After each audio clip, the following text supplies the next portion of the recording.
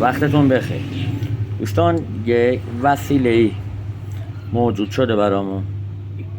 این مقمقه یا صدا اردک در میاره، ایتالیاییه.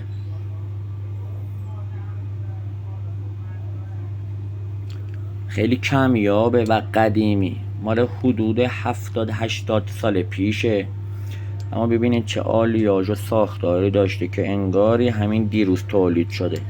این موقعی که برای پرنده زنی و شکار اردک میرن، یه جا کله میشینن توی پناهگاهی که دیده نشن و با این صدا اردک رو در میارن که وقتی اردک این صدا رو میشنوه از بالای آسمون سریع فرود میاد همون قسمتی که داره صدا رو میشنوه و حالا دیگه شکارش میکنن. اینم صداشه.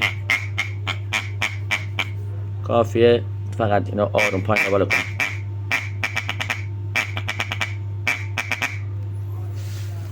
وسیله فوق‌العاده زیبا و خیلی جالبیه.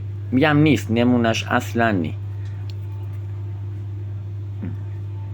اینم برندشه، فوق‌العاده کمیاب.